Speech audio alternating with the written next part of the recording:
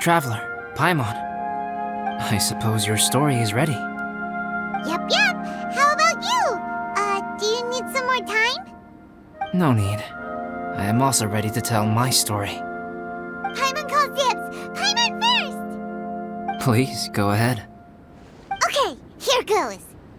Once upon a time, there was an evil researcher who went into the mountains and did a crazy experiment on whopper flowers to transform their appearance.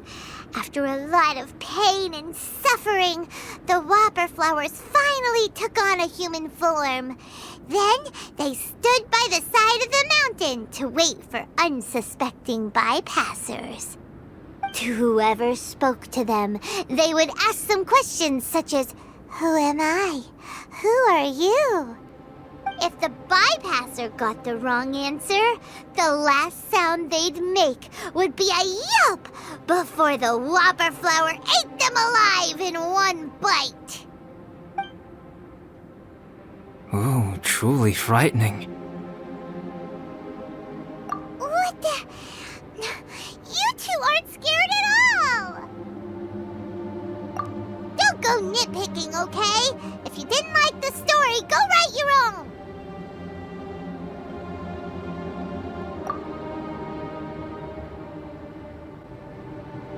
In other words, the whopper flowers would ambush and then completely replace their victims. And then what? Go back to where the person lives? Enter their home? Eat their whole family? Paimon made up this story, but now Paimon's the one who's scared by it. It's a good story. Oh, may I write it down? I may bring it up in future conversations. What for? Just to scare people with?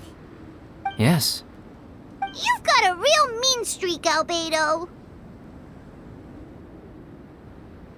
Mine is a little longer than yours.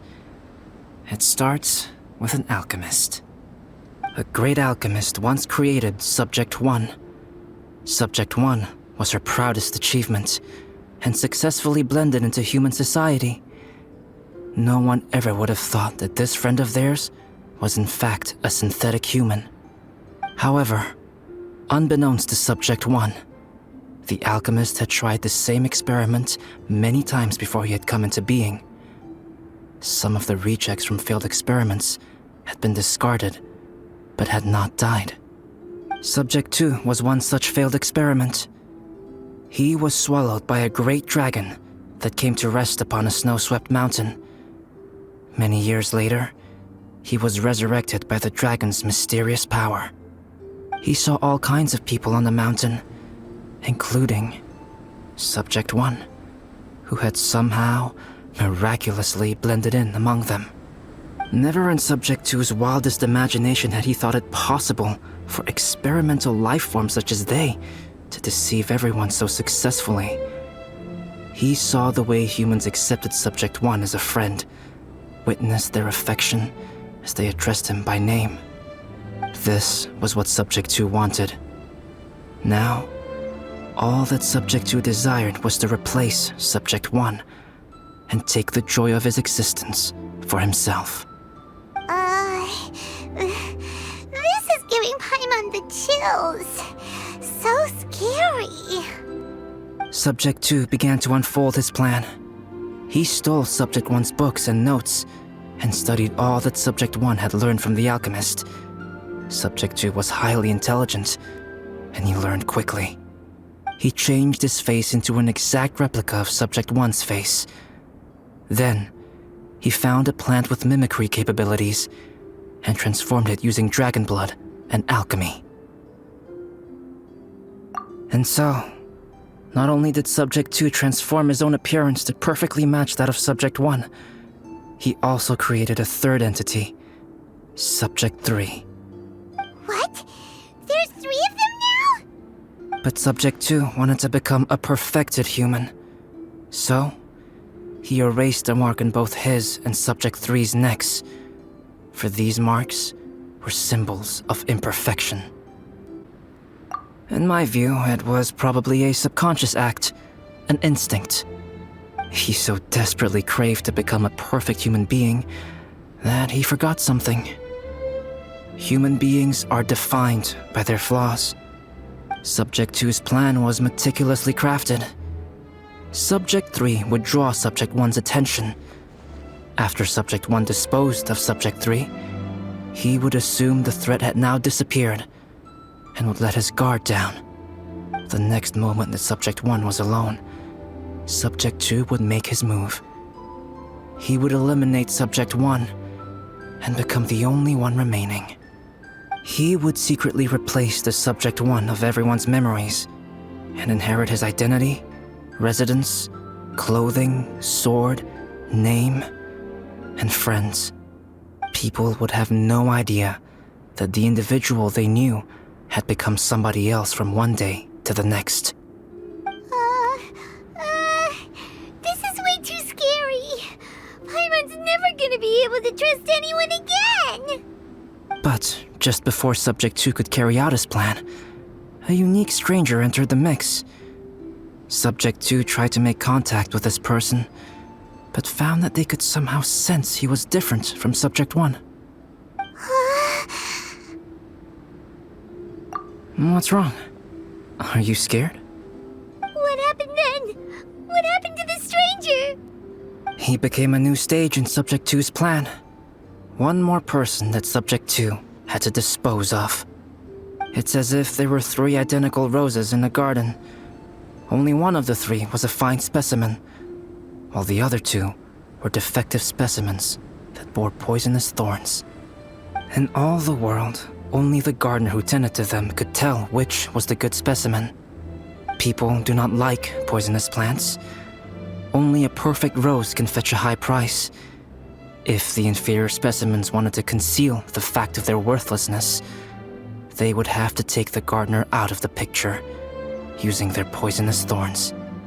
This is exactly what Subject 2 was thinking. So, he hid in the shadows and waited patiently. Maybe soon, he would get his chance to become truly human.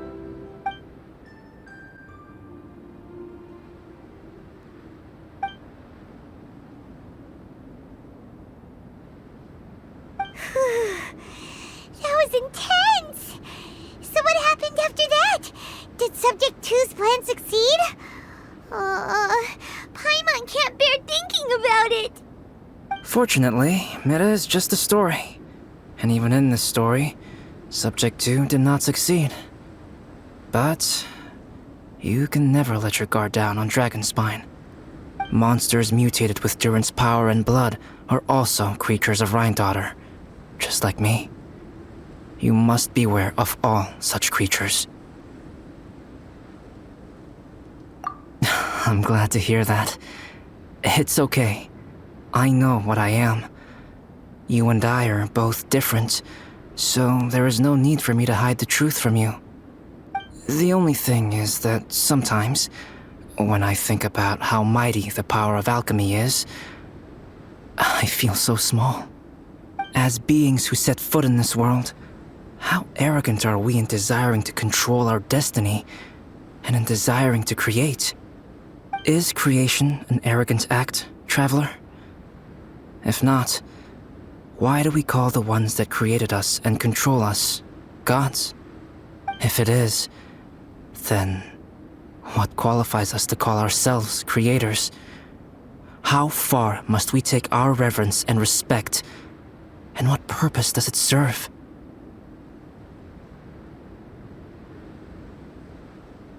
Nothing special, but whenever I think about it, I feel a twinge of grief. Poor Albedo. Hello? Traveler, are you here?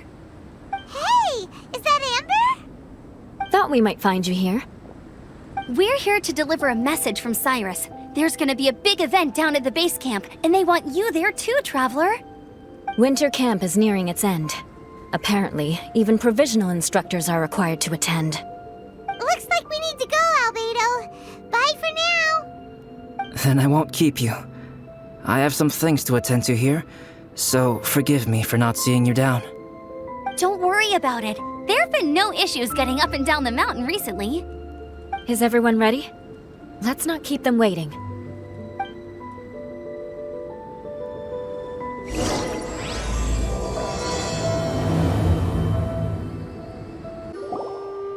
Huh? Who is this guy?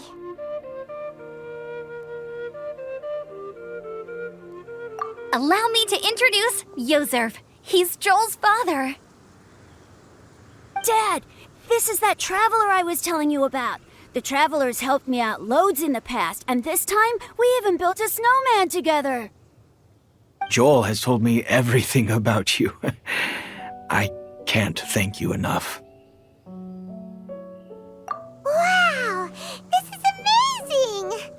Wait a second. Why is Cyrus discreetly wiping tears away? And what is Pallid doing here? Pallid is the hero of the hour this time. Go on, Pallid. Tell us what happened in your own words. Okay. The weather was fine on that fateful day, and I had a feeling that Lady Luck was smiling down on me. So I trusted my gut and set off to explore somewhere new, somewhere dangerous. Because where there is great danger, there is also great treasure. Why does this sound so hard to believe? But I had only been away from the group for a short while when I fell down a slope and just started rolling. Uh-oh. Did my bad luck rub off on him when we ran into each other on the mountain? The place I fell to was somewhere I didn't recognize, and I'd sustained a few injuries. I remember thinking to myself, this is the worst luck I've ever had in my whole life. Then I met Yozerv. He'd heard the sound of me falling and came out to see what was going on. Huh? Wow, so it was completely by chance then. I thought he must have been someone from the Adventurers Guild here for the event, but after a few words of conversation, it was clear that he was having memory problems. He didn't even know his own name. The temperature was freezing, and there was no time to deal with all that there and then, so I convinced him to come back to the camp with me and figure everything else out after we got there. We got back to the camp, ran into Joel, and the moment he saw him, he froze for a second with this completely stunned expression on his face, and then he started crying out, "Dad! Dad!" That's when Yozerv suddenly started to remember. My memory has still not fully recovered, but Joel and his mother, they are the only ones that I will not, no, that I cannot forget. Daddy. Daddy's right here, Joel. Daddy's right here. Yozerf, don't you remember anything else at all? The poor princess, feeding the foxes? I'm sorry. I have no recollection. Maybe it's because of the head trauma. I'm not sure. I woke up and found myself covered in blood. My things were gone, and there was nothing to indicate who I was or how I got there. I crawled into a cave and settled in for a slow recovery. After my legs and feet were a little better, my hunting skills were what kept me alive. Dad, I was so worried about you. I'm all right now, Joel. Oh, don't cry. Daddy's not going anywhere. I'm here to stay. Oh, this is good. This is good. You know what, though? I definitely think my luck got worse after running into Benin on that mountain. I knew it. I just... No. I just meant if it weren't for you, there's no way I ever would have run into Yozerv on a mountain this huge. Besides, we got back safely, didn't we? So don't blame yourself. Maybe sometimes miracles can only happen when you get just unlucky enough. Pallid. When did you become such a smooth talker, huh? Huh? Am I? I was just telling the truth. Oh, yeah. I want to say thank you to the Traveler, Uncle Cyrus, Auntie Eula, and Auntie Amber. Thanks, everyone. You all helped look after me, and I will always remember it. But I guess I can't take the snowman with me, or it'll melt once it leaves Dragonspine. It's such a shame. Oh, I can help with that. One moment. Huh? Eula? Here, take this. It's powdered rime. Just add it to your snowman, and it will never melt. Wow! Really? Oh, this is awesome! You're the best, Auntie Eula! Dad, I have an unmeltable snowman now! How cool is that? How can I ever repay you all? Thank you all. Thank you from the bottom of my heart. Dad, I want to go move the snowman. Can we do it now, please? Okay, I'll be leaving with Joel now. I'm sure I'll see you all another day. Very well, very well. It's time for Pallet and I to have another discussion concerning his breaches of adventurer discipline. Huh? But Cyrus, I think I kind of made up for my mistakes this time, you know? See you guys! Oh, I made this for you and Amber. Think of it as a winter souvenir. Aw, are you sure? This must be really important to you. Come on now, just take it. No need to make such a fuss. Wow! Now our snowman won't melt either! Great! You're welcome. Just keep it. That's all I ask. Amber and I have some business to attend to now. See you later. See you! Everyone's gone. Seems like they've all got their own stuff to do now. Oh! You know what? We've been on Dragon Spine all this time, and somehow Paimon still forgot to ask Albedo about how to make a fruit juicifier machine that could keep the juice fresh. Maybe we should try Timaeus again. He does seem pretty eager to please after all. Traveler and Paimon, what can I do for you? Wait a minute. You've got that mischievous look on your face. Oh, you're not still thinking about that ridiculous juicer thing, are you? Timaeus, will you help us? Well, if the Traveler isn't really interested, then, yeah, maybe I'll give this one a pass. It's just the weirdest request ever. No, but Paimon's Sunsettias are gonna go to waste without it. And the time it would take me to research something like that, I could probably pick those Sunsettias again 10 times over. New research project, Timaeus? We meet again. Oh, Albedo, thank goodness. So the situation is, Paimon wants a machine that can turn fruit into juice and keep the juice fresh. I mean, surely it's... Majorly important, that's what it is. If you can manage to invent this, we'll never have to worry about fruit going bad ever again. That's impossible.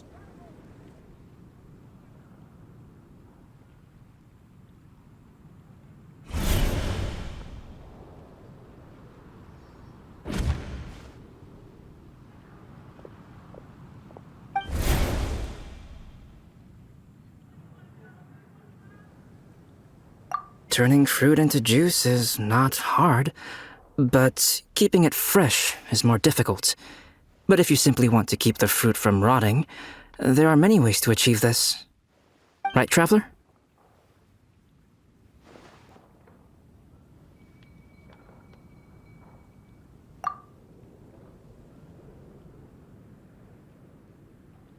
What about his neck? What's wrong? Is there something on my neck? From the look on your face, it's as if you thought I just played a practical joke on you that was in exceedingly poor taste. Albedo, you were saying, how do you stop fruit from going bad? Well, one way would be to bury your fruit on Dragonspine, where the snow never melts all year round. But then Paimon won't be able to eat them! You could always live on Dragonspine. No, too cold for Paimon. Or you can give the fruit to me, and I would take it to Dragonspine for you. But since you don't like the cold, you'd have to send someone else to pick them up when you want them. This is where you come in, traveler. Suddenly sounds a lot more feasible with other people doing all the work. Okay then, shall we go with that idea? Fruit buried on Dragonspine will stay fresh for much longer. However, it is also possible that the fruit will sprout and grow into fruit trees. Who knows? Maybe the next time you visit, it will have grown into an orchard. You can water the trees, add fertilizer, and when they finally bear fruit, you will have some fresh sunsettias. No way! Then Paimon will have to be a gardener. That's not the goal here. Oh? Well, I don't think being a gardener is so bad.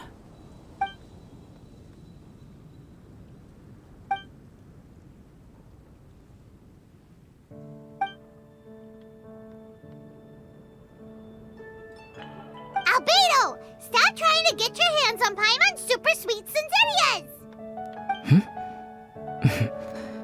It bothers you, does it? Of course it bothers Paimon! They are the rarest, super duper sweetest Sunsettias ever! And they're not for you! Okay, but they're just Sunsettias. I think you're only so attached to them because you don't have much fruit of this quality in your possession. When someone's pockets are full and their spirit is fulfilled, they don't easily fall prey to this kind of yearning.